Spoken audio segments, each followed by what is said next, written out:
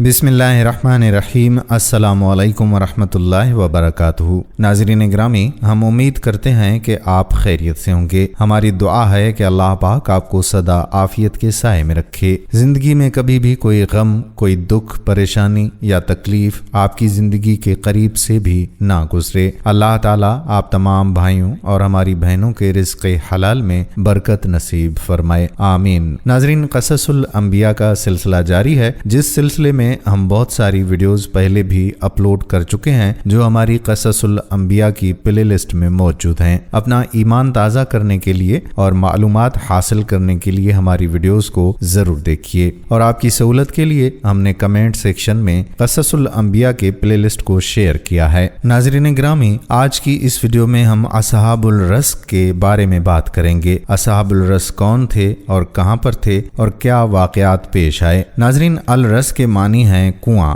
मुअद्दिन या लोगों के दरमियान इस्लाह करना। कुरान में अल रस कुएं के मानी में है। कहा जाता है कि अल रस एक कौम थी जिसने अपने नबी को झुठलाया और उसे कुएं में घुसेड़ दिया। ये भी कहा गया है कि अल रस कौम समूद के एक ग्रोह की बस्ती थी। बाज के नज़दीक अल रस आज़रबाईजान की वादी है। इसका मौजूदा दारुल हुकूमत बाकू है, जो तेल की बरामद का बहुत बड़ा मरकज है। यहाँ तुर्क नस्ल के मुसलमान बसते हैं। ये इलाका अहद फारूकी में फतह हुआ था। आज़रबाईजान के शुमाल में मुस्लिम अक्सरियत का रूसी इलाका दागिस्तान है। आज़रबाईजान ने 1991 ईस्वी में रूसी तसल्लुत से आज़ादी हासिल की थी। आज़रबाईजान की हद अल रस के पीछे से शुरू होती है। कहा जाता है कि अल रस के इलाके अलरान में 1000 शहर आबाद थे। अल्लाह ताला ने उनकी तरफ मूसा नाम एक नबी मबऊस फरमाया, जो मूसा बिन इमरान अलैहिस्सलाम के अलावा कोई नबी था, जिसने उन्हें अल्लाह की तौहीद की दावत दी, मगर उन्होंने तकजीब की और उनकी इबादत का इनकार कर दिया। नबी ने उनके लिए बददुआ की, जिससे उनकी कौम हलाक हो गई। नाज़रीन, असहाबुल रस के हवाले से सूरत फुरकान में इरशाद बारी ताला है, और आद और समूद और कुएं वालों को और उसके दरमियान बहुत से ज़माने के लोगों को भी हलाक कर दिया। हमने उसके लिए मिसालें बयान की और हर एक को हमने तबाह कर दिया। बुरी तरह तबाह करना। कौम आद, कौम समूद और कुएं के करीब रहने वालों ने भी अपने अपने अंबिया कुराम अलैहिस्सलाम की तकजीब की थी, और दूसरी बहुत सी कौमों ने भी अल्लाह ताला की तरफ से भेजे गए पैगंबरों को झुटलाया और उनकी तकजीब की। तो अल्लाह तबारक व तआला ने सबको अंबिया अलैहिस्सलाम के जरिए मिसालें देकर और दूसरी कौमों के वाक़यात सुनाकर राह रास्त पर लाने की कोशिश की, लेकिन जब उनके हक में कोई दलील और हुज्जत मुफीद साबित ना हुई और वो अपने कुफ्र अनाद और गुमराही और शिरक पर मुसर रहे, तो अल्लाह ताला ने उन सबको हलाक कर दिया। इस तरह सूरत काफ में अल्लाह ताला ने असहाबुल रस की तकजीब और अंबिया का जिक्र करते हुए फरमाया, उनसे पहले नूह की कौम ने झुठलाया और कुएं वालों ने और समूद ने और आद और फिरऔन ने और लूत के भाइयों ने और दरख्तों के झुंड वालों ने और तुबा की कौम ने, उन सब ने रसूलों को झुठलाया, तो मेरे अजाब का वादा साबित हो गया। नाजरीन, इन आयात में कुफार को तंबीह की गई है कि अगर वो ईमान ना लाए तो उनका हशर भी गुज़श्ता उम्मतों की तरह होगा। अल्लाह ताला ने फरमाया कि कुरैश वालों से पहले कौम नूह ने भी रोज़े क़यामत, जज़ा व सज़ा और नूह अलैहिस्सलाम की नबूवत का इनकार किया था। इसी तरह कुएं वालों ने और समूद ने अपने अपने रसूलों को झुठलाया था। कौम आद ने हूद अलैहिस्सलाम पर ईमान लाने से इनकार कर दिया था और बुत परस्ती पर इसरार किया था। फिरऔन ने मूसा अलैहिस्सलाम की नबूवत पर ईमान लाने से इनकार कर दिया था, और कौम लूत के लोग औरतों की बजाय मर्दों के साथ बदकारी करके अपनी शहवत पूरी करते थे। असहाबे ईका ने हजरत शुएब अलैहिस्सलाम की दावत ठुकरा दी थी और नाप तोल में कमी और बेशी करते थे,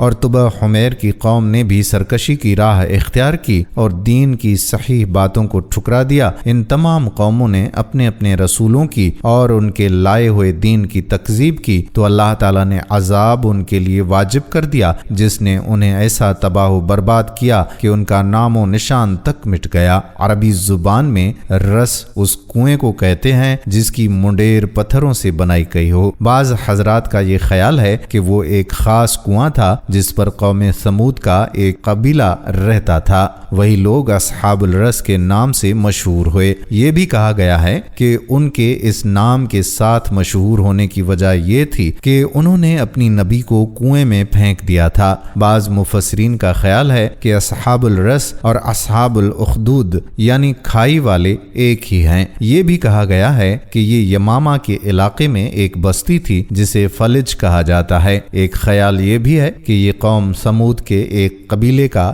رہائشی علاقہ تھا۔ واللہ عالم۔ ناظرین، ابن عساکر نے بیان کیا ہے کہ اللہ تعالیٰ نے اصحاب الرس کی طرف ایک نبی بھیجا، اس کا نام حنظلہ بن صفوان تھا۔ وہ آپ علیہ السلام پر ایمان نہ لائے اور اپنے کفر کی بنا پر آپ کو قتل کر دیا۔ پھر عاد بن اوس بن ارم بن سام بن نوح نے اپنی اولاد سمیت رس کے علاقے سے ہجرت کی اور احقاف میں جا کر آباد ہو گئے۔ پھر انہی کی اولاد یمن اور ساری دنیا میں پھیل گئی، لیکن اصحاب الرس کو پیچھے سے اللہ تعالیٰ نے ہلاک کر دیا۔ اولاد عاد میں سے جبرون بن سعد نے اس مقام پر آ کر رہائش اختیار کی جہاں آج دمشق واقع ہے۔ اس نے ایک شہر آباد کیا اور اس کا نام جبرون رکھا۔ قرآن کریم میں اسی کو ستون والے ارم کہا گیا ہے، کیونکہ دمشق سے زیادہ ستون کسی شہر میں موجود نہیں ہیں۔ بعد میں اللہ تعالیٰ نے اسی قوم عاد کی طرف ہود بن عبداللہ بن رباح بن خالد بن حلود بن عاد کو نبی بنا کر مبعوث فرمایا۔ وہ آپ علیہ السلام پر ایمان نہ لائے تو اللہ تعالیٰ نے انہیں تباہ و برباد کر دیا۔ اس سے معلوم ہوتا ہے کہ اصحاب الرس کا زمانہ قوم عاد سے صدیوں بعد کا ہے۔ ناظرین، ابو بکر محمد بن حسن نقاش نے بیان کیا ہے کہ اصحاب الرس کے پاس ایک کنواں تھا جو انہیں اور ان کی فصلوں کو سرابی کے لیے کافی تھا۔ ان کا بادشاہ نہایت عادل اور نیک دل انسان تھا۔ اس کی وفات پر وہ لوگ بہت غمگین ہوئے اور روتے رہتے تھے۔ کچھ دنوں کے بعد شیطان اس بادشاہ کی شکل میں آیا اور ان سے کہا کہ میں تو زندہ ہوں، میں تو وقتی طور پر تم لوگوں سے غائب ہوا تھا تاکہ یہ دیکھوں کہ تم کیا کرتے ہو۔ یہ دیکھ کر وہ لوگ بہت خوش ہوئے۔ اس نے کہا کہ میرے اور اپنے درمیان ایک پردہ حائل کر دو، اور یہ بھی کہا کہ اب مجھے موت نہیں آئے گی۔ کچھ لوگوں نے اس کی بات سمجھ لی اور فتنے میں مبتلا ہو کر اس کی عبادت کرنے لگے۔ تب اللہ تبارک و تعالی نے ان میں ایک نبی مبعوث فرمایا جس نے انہیں خبردار کیا کہ پردے کے پیچھے بادشاہ نہیں بلکہ شیطان ہے جو تمہیں بہکانے اور بھٹکانے کی کوشش کر رہا ہے۔ اس نبی نے انہیں شیطان کی عبادت سے روکا اور اللہ وحدہ لا شریک کی عبادت کی دعوت دی۔ امام سہیلی کا بیان ہے کہ اس نبی کا نام حنظلہ بن صفوان تھا۔ اس کی طرف نیند کی حالت میں وحی نازل کی جاتی تھی۔ اس کی طرف سے اپنے بادشاہ کے خلاف ناگوار باتیں سن کر لوگوں کو غصہ آ گیا۔ انہوں نے اسے قتل کر کے کنویں میں پھینک دیا۔ پھر اللہ تعالیٰ نے بطور عذاب اس کنویں کا پانی خشک کر دیا، جس کے نتیجے میں درخت خشک ہو گئے، پھل ختم ہو گئے، لوگ شدید پیاس میں مبتلا ہو کر ادھر ادھر کو بھاگنے لگے، گھر ویران ہو گئے، ان کے گھروں میں جنگلی جانوروں اور جنوں نے بسیرا کر لیا، اور پھر بالآخر وہ سب کے سب ہلاک ہو گئے۔ ناظرین، ابن جریر نے محمد بن کعب قرظی سے جو یہ مرفوع روایت نقل کی ہے کہ روز قیامت سب سے پہلے ایک سیاہ فام آدمی جنت میں داخل ہوگا، اور راز کا سبب یہ ہوگا کہ جب ایک بستی والوں نے اپنے نبی کو ظلمتاً قتل کر دیا تھا اور اسے ایک کنویں میں پھینک دیا تھا، تو اس وقت یہ سیاہ فام شخص لکڑیاں کاٹ کر بازار میں فروخت کیا کرتا تھا اور کھانا خرید کر کنویں کے پاس لاتا۔ پھر اللہ کی توفیق سے کنویں میں موجود چٹان اوپر اٹھتا اور اس میں کھانا رکھ کر دوبارہ اوپر پتھر رکھ دیتا۔ پھر اللہ کا کرنا ایسا ہوا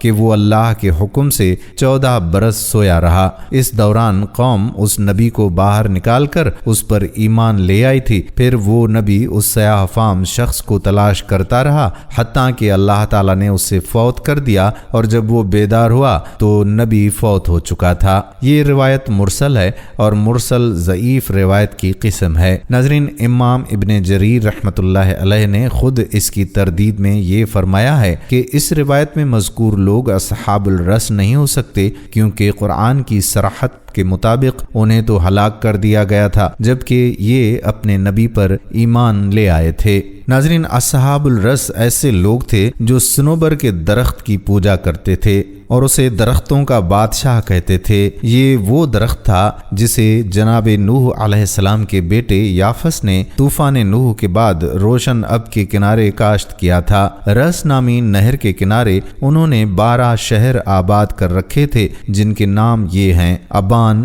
ازر، دی، بہمن، اسفند، فرودین، ارد بہشت، خرداد، تیر، مرداد، شہر یور اور مہر۔ ایرانیوں نے اپنے کیلنڈر کے 12 مہینوں کے نام انہی شہروں کے نام پر رکھے ہوئے ہیں۔ چونکہ وہ درخت صنوبر کا احترام کرتے تھے، لہٰذا انہوں نے اس کے بیج کو دوسرے علاقوں میں بھی کاشت کیا اور آبپاشی کے لیے ایک نہر کو مختص کر دیا۔ انہوں نے اس نہر کا پانی لوگوں کے لیے پینا ممنوع قرار دے دیا تھا، حتیٰ کہ اگر کوئی شخص اس سے پی لیتا تو اسے قتل کر دیتے تھے۔ وہ کہتے تھے کیونکہ یہ ہمارے خداؤں کا سرمایہ حیات ہے، لہٰذا مناسب نہیں کہ کوئی اس سے ایک گھونٹ پانی کم کر دے۔ وہ سال کے 12 مہینوں میں سے ہر ماہ ایک شہر میں ایک دن کے لیے عید منایا کرتے تھے اور شہر سے باہر صنوبر کے درخت کے پاس چلے جاتے، اس کے لیے قربانی کرتے اور جانوروں کو ذبح کر کے آگ میں ڈال دیتے۔ جب اس سے دھواں اٹھتا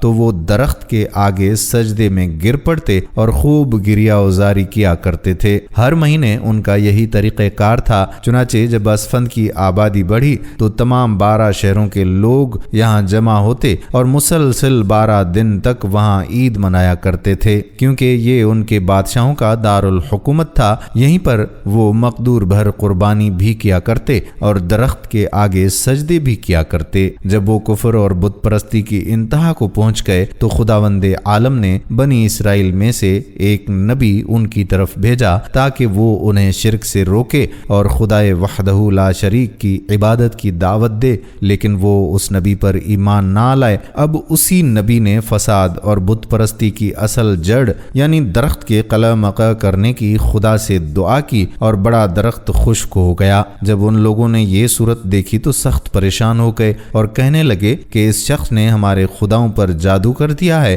کچھ کہنے لگے کہ ہمارے خدا اس شخص کی وجہ سے ہم پر ناراض ہو گئے ہیں کیونکہ وہ ہمیں کفر کی دعوت دیتا ہے۔ اب بحث مباحثے کے بعد سب لوگوں نے اللہ کے اس نبی کو قتل کرنے کی ٹھان لی اور گہرا کنواں کھودا جس میں اسے ڈال دیا اور کنویں کا منہ بند کر کے اس کے اوپر بیٹھ گئے اور اس کی نالہ و فریاد کی آواز سنتے رہے یہاں تک کہ اس نے اپنی جان آفرین کے سپرد کر دی۔ خداوند عالم نے انہیں ان برائیوں اور ظلم و ستم کی وجہ سے سخت عذاب میں مبتلا کر دیا اور انہیں نیست و نابود کر دیا۔ ناظرین، اصحاب الرس کے بارے میں مختلف اقوال ہیں۔ ان کا زمانہ حضرت موسیٰ علیہ السلام سے پہلے کا ہے۔ ابن جریر کہتے ہیں کہ اصحاب الرس وہ اصحاب الاخدود ہیں جن کا ذکر قرآن پاک میں ہے، جبکہ ابن اسحاق اور بعض دوسرے بڑے مورخین اور مفسرین کہتے ہیں کہ اصحاب الاخدود کا واقعہ تو حضرت عیسیٰ علیہ السلام کے بعد ہے اور یہ حضور صلی اللہ علیہ وآلہ وسلم سے پہلے سب سے آخری نبی ہیں۔ علامہ ابن جریر رحمۃ اللہ علیہ نے حضرت ابن عباس رضی اللہ تعالی عنہ کا قول بھی لکھا ہے کہ اصحاب الرس ثمود کی بستیوں میں سے ایک بستی والے تھے۔ ابن ابی حاتم نے حضرت ابن عباس رضی اللہ تعالی عنہ کے حوالے سے لکھا ہے کہ اصحاب الرس والوں کی بستی اور ان کا کنواں آذربائیجان میں تھا۔ ابن جریر رحمۃ اللہ علیہ سے مروی ہے کہ حضرت عکرمہ رحمۃ اللہ علیہ نے فرمایا کہ اصحاب الرس فلج علاقے میں تھے اور فلج والے ہی اصحاب یاسین ہیں جن کا ذکر سورہ یاسین میں آیا ہے، جن کی نافرمانی کی وجہ سے ان کو تباہ کیا گیا۔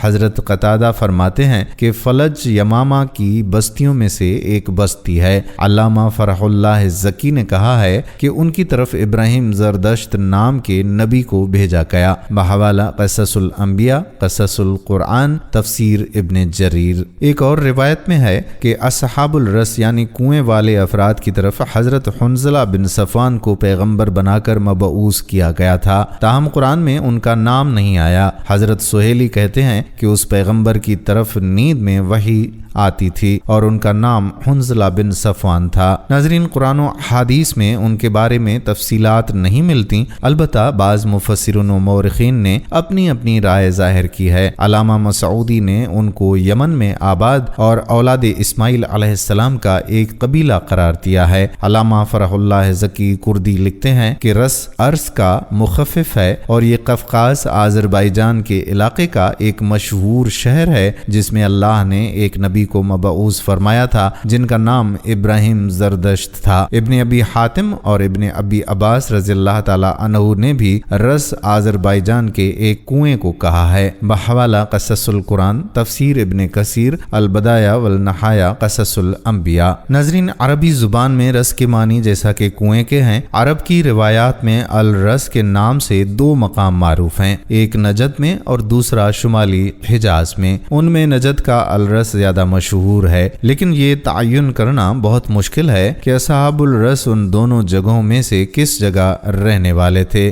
اس قوم کی ملکیت ایک کنواں تھا جس سے ان کا پورا شہر، ان کے مویشی وغیرہ سیراب ہوتے تھے۔ اس کنویں میں ان لوگوں کے لیے بہت سی برکات تھیں اور بہت سے لوگ اس کنویں کی نگرانی بھی کیا کرتے تھے۔ اس کنویں پر سنگ رخام کے بہت بڑے بڑے برتن رکھے ہوئے تھے جو حوضوں کے مشابہ تھے۔ لوگ ان میں سے پانی بھر بھر کر اپنے گھروں کو لے جاتے تھے۔ ان کے پاس اس کنویں کے علاوہ پانی حاصل کرنے کا اور کوئی بھی ذریعہ موجود نہیں تھا۔ اس قوم پر البس نام کا ایک بادشاہ حکومت کرتا تھا جو بہت ہی نیک اور عادل انسان تھا۔ اس بادشاہ نے کافی طویل عمر پائی۔ جب یہ بادشاہ مر گیا تو ان لوگوں نے اس کی لاش پر ایک قسم کا روغن مل دیا تاکہ لاش گلنے سڑنے نہ پائے، کیونکہ ان لوگوں کا یہ طریقہ تھا کہ جب ان کی قوم کا کوئی معزز آدمی مر جاتا تو اس کی لاش پر ایک قسم کا روغن مل دیا جاتا تھا تاکہ اس کی لاش گلنے سڑنے سے محفوظ رہے۔ بادشاہ کی موت کے بعد ان کی سلطنت میں فساد برپا ہو گیا جس سے یہ غمزدہ ہو گئے اور بہت سے لوگ رونے لگے۔ بس شیطان کو اس قوم کو گمراہ کرنے کا موقع مل گیا اور شیطان بادشاہ کے مردہ جسم میں گھس کر کہنے لگا کہ میں مرا نہیں ہوں اور کبھی مروں گا بھی نہیں۔ شیطان نے ان لوگوں سے کہا کہ میں تمہارے درمیان سے اس لیے غائب ہوا ہوں تاکہ تمہیں دیکھوں کہ تم میری عدم موجودگی میں کیا اعمال کرتے ہو۔ لوگ یہ دیکھ کر بڑے خوش ہوئے اور قوم کے ممتاز لوگوں نے حکم دیا کہ بادشاہ اور قوم کے درمیان پردہ ڈال دیا جائے تاکہ بادشاہ پردے کے پیچھے سے کلام کرتا رہے۔ قوم کے معزز لوگوں نے بادشاہ کا مردہ جسم پردے کے پیچھے رکھ دیا۔ اس سے آواز آنے لگی کہ نہ میں کھاتا ہوں اور نہ ہی پیتا ہوں اور نہ ہی مجھے کبھی موت آئے گی اور میں ہی تمہارا خدا ہوں۔ ناظرین، یہ آواز شیطان کی تھی جو بادشاہ کے مردہ جسم میں گھسا ہوا تھا اور بادشاہ کے لہجے میں قوم سے کلام کرتا تھا۔ لوگوں کی بڑی تعداد نے شیطان کی تصدیق کی اور بعض لوگ ایسے بھی تھے جنہوں نے اس پر شک کا اظہار بھی کیا۔ جب کوئی مومن بندہ قوم کے لوگوں کو نصیحت کرتا کہ یہ شیطان کی کارستانی ہے لہذا تم اس کی تصدیق نہ کرو تو لوگ اس کو ڈانٹ ڈپٹ کر خاموش کر دیا کرتے تھے۔ آہستہ آہستہ اس قوم میں کفر اور بت پرستی کا آغاز ہو گیا۔ اس قوم کی نافرمانی جب اپنے عروج پر پہنچ گئی تو اللہ تعالیٰ نے ان کی طرف ایک نبی بھیجا